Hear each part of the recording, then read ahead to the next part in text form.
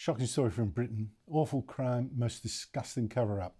A nurse, Lucy Letby, has been found guilty of murdering 7 newborns and trying to murder another 6 at the neonatal unit at a hospital in Chester. And what makes this worse is that doctors tried repeatedly to warn the hospital bosses they suspected Letby was doing this, but were warned off, told to shut up or else.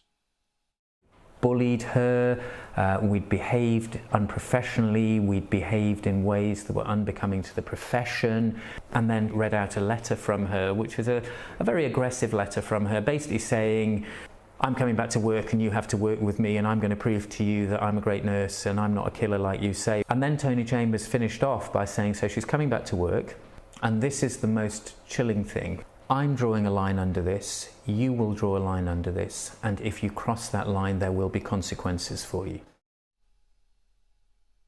In fact, that doctor and others were forced to write a letter apologising to this killer for suspecting her. Can you believe that? They were forced to apologise. Joining me from London is writer, columnist and author Esther Krakue.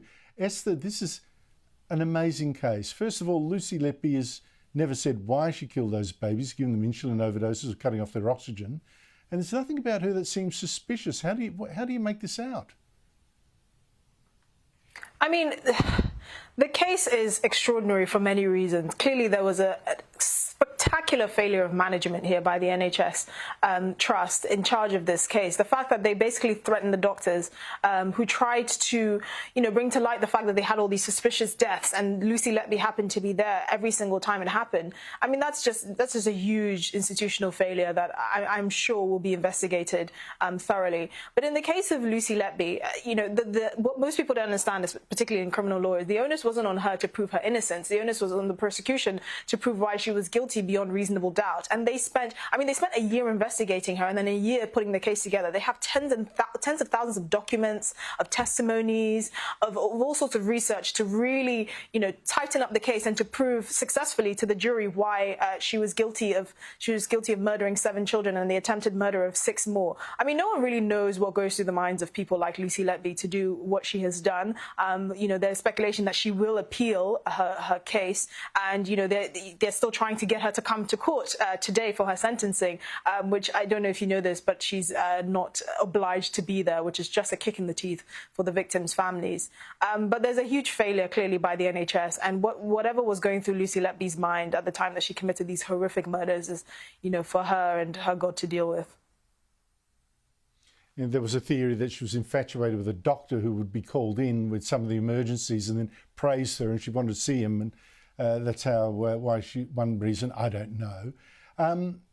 What about the National Health Service? You were cheering it during the pandemic. Is this an example of it really being an unresponsive bureaucracy covering up for so long?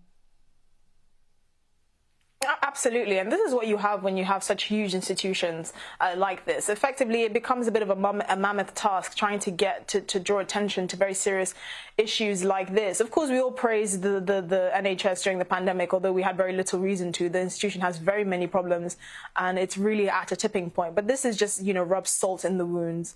I mean, on one small level, I can understand why the management thought it was so inconceivable that a nurse was murdering babies, but how they reacted and how they handled this case was just completely disgraceful, and really they cost people's lives. Appalling.